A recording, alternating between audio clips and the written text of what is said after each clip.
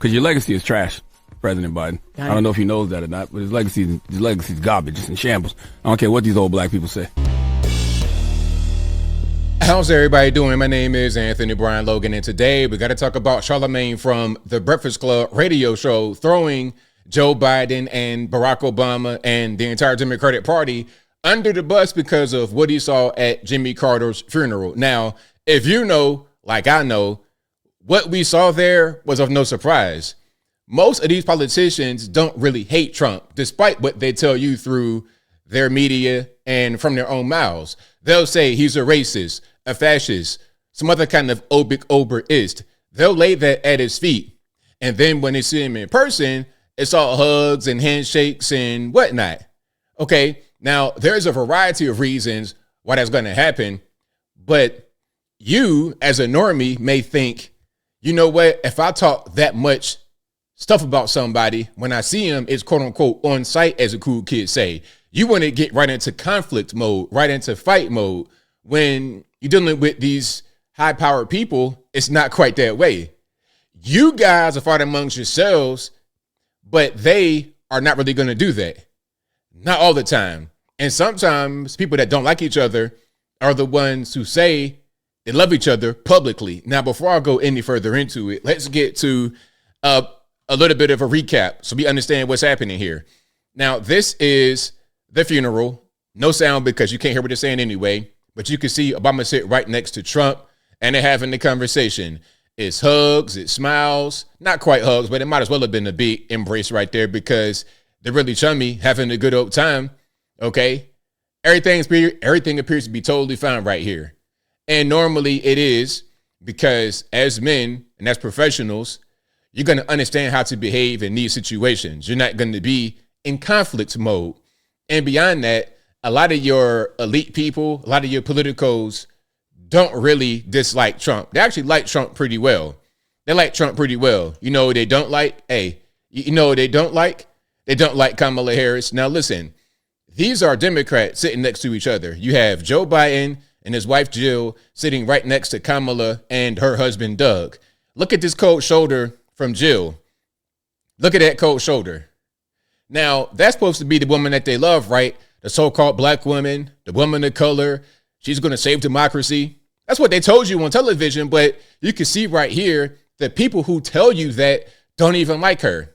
And you know why they told you that? Because they figure if she wins, it's better for their party than if Trump wins, but they actually don't like her and they respect Trump more than they respect her. They just wish that Trump was on their side. That's all that it is. That is all that it is. But when you're watching television and listening to radio and things of this nature, you'll get a different point of view. Now, here is Trump responding to the whole kerfuffle with him and Barack Obama at the funeral. Check it out. Off the top, you mentioned the Carter funeral today. What were you talking to Barack Obama about? It did look very friendly, I must say. I didn't realize it. I didn't realize it, how friendly it looked. I saw it on your wonderful network just a little while ago before I came in, and I said, boy, they look like two people that like each other, and we probably do. We have little different philosophies, right? But we probably do. I don't know, we just got along, but I got along with just about everybody on that. We met backstage, as you know, before we went on, and I thought it was a beautiful service, but we all got along very well, which is good. So there we go. Again, shout out to Trump for being a professional, a consummate professional, doing his job, everybody else doing their job, and also for being a well-liked person and a well-respected person, regardless of what they tell you on television. But we got to get to Charlamagne, and first, a word from our sponsor. Ashish Kumar Jha, former Biden administration COVID-19 response coordinator, recently gave a chilling speech at the University of Michigan School of Public Health. He warned of a new wave of pandemics fueled by bioweapons development and natural threats. He called for massive investments in vaccines against pathogens that don't even exist yet, and he urged a war against so-called misinformation. But the question we need to ask is, who's working on bioweapons and how many labs are there globally? Yes, Trump got the win, but evil is still lurking in the background. Being prepared is the best defense. The wellness company's contagion emergency kit, engineered by Dr. Peter McCullough and his medical board, includes 5 critical life-saving medications like ivermectin, Tamiflu, a nebulizer, and hydroxychloroquine. Every household can now have access to these hard-to-get medications minus the red tape. It's simple. Fill out a digital intake form and your kit arrives in 1 to 2 weeks. Do not wait until the deep state puts their plans into action. Be ready for the unexpected. Get prepared. Save $32 plus free shipping with code ABL at twc.health/ABL. This is not a test. USA residents only.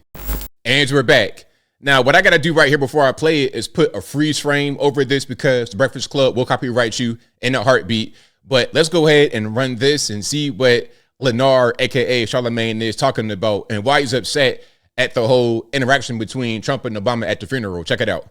I just think politics is all WWE. And, meanwhile, we out here, cutting off family and friends and business relationships because of who somebody chose to vote for. Like, stop running to kick that football, man. Cut it out. Politics is all WWE. It's really just that simple for me. They really could have been talking about the NFL. They could have been talking about anything. Listen, see, now this is really crazy. So this is one of the co-hosts. I think it's just hilarious. I think that's her. But yeah, now you just run into the defense of the Democrats. They were having a nice conversation. Everything appeared to be nice and cordial. This whole thing about him being a fascist and a racist, that's BS. The way they talk about Trump, you would think that they hate him and they have no conversation at all. The way that they treated Kamala is the way that y'all on the Democratic side, leftists, thought they would treat Trump, but they didn't do it. Yeah, but after you went so hard, calling somebody a threat to democracy and calling somebody a fascist, and now you just, chummy with the man. You told us he was a threat to democracy. To me, that's just terrible political optics. I mean, they wanted y'all to believe that. We knew what they said was BS from the jump, so why we believe it? We're not going to believe it. Y'all did. I don't understand why. Maybe you believe whatever you see on TV. It's WWE because they sit next to each other. They could have said anything. Trump could have said, "You smell that?" Somebody farted. And he could have laughed. Like, you just never know. They was calling him a fascist, just like his VP called him Hitler. Would you giggle with Hitler? Meanwhile, Republicans demonize Democrats every chance they get. Bruce Fisher wouldn't even shake the VP's hand. Mm-hmm. But now, Bruce Fisher, of course, I debunked that because this was an old man, and she tried to grab his cane hand to shake it. But again, they believe whatever they want to believe. Even if things aren't true, even if something ain't there, they're gonna believe it to fit their narrative. Then when they get proven wrong, they're gonna respond with negativity, with hatred, with hostility, because you're challenging their well-cemented worldview. That's all that it is. It's very simple. You got the last real leader of the Democratic Party, Barack Obama, laughing and giggling with Trump. Looking like, yeah, he is. He's kissing the ring. That's what it looked like. It did. Hey, man, they're just having a good time. 2 old buddies. You know what I mean? Like, Trump has known these people for a long time, and nobody hated him until he became a Republican. Then he became the quote-unquote op, as the cool kids say. He became the enemy. He became the other side. But in reality, they all loved him. Everybody loved him up until that point when it became politically expedient to hate him. I wouldn't say kiss. I wouldn't say kissing the ring. I didn't say kissing the ring. It was like a conversation. Well, you sitting there, somebody having a conversation. Yeah. You thought that's exactly what they said. The caping for the Democratic Party on this show is disgusting. I at least respect Charlamagne for having some kind of concern about what he saw. Although he's really not there all the way, he don't really get what's happening. He's still questioning. I respect him for that, rather than just saying, "Oh no, it's okay. Massa didn't do nothing wrong."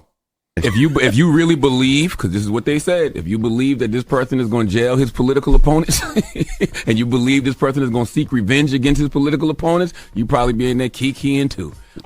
In reality, they don't believe any of that. They don't believe any of that. Their only objective behind telling you all these scary stories is so you would vote for Kamala. That is the only reason why they did it. It's called marketing. On some of y'all, it worked. But on the majority of Americans, obviously, it did not work.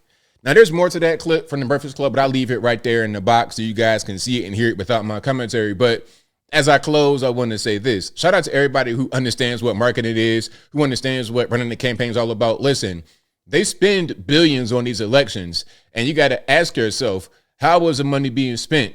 How is the money being spent on me to affect my vote? How are they going to impact me? And what kind of ways are they going to influence my decision? Is it going to be from door knocking, a social media post, an advertisement?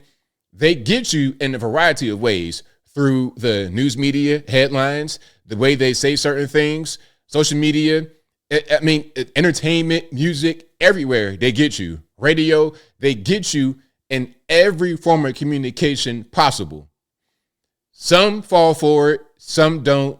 Some fall for it, then they have an awakening, what they may call a red pill moment, and then they don't fall for it anymore.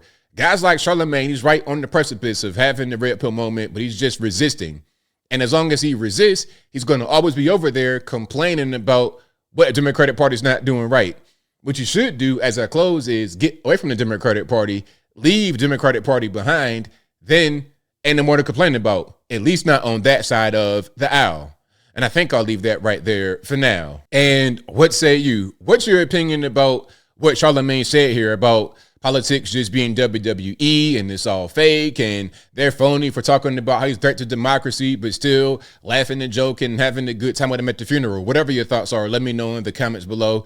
You guys know where I'm at. What Charlamagne is describing is the marketing that happened as part of the campaign that people fell for. That's all. Hey, if you fell for it, it happens, man. Nobody's perfect. We're all human beings. What you got to do in the future, however, is to refuse to fall for it again, whether it comes from the left or whether it comes from the right. I tell everybody, don't believe anything I say.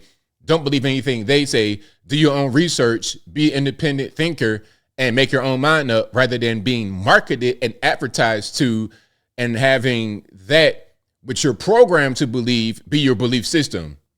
Whatever your thoughts are, please let me know in the comments below. And that is all I got to say for this video. If you like what you heard, please comment, rate, share, and subscribe. Peace.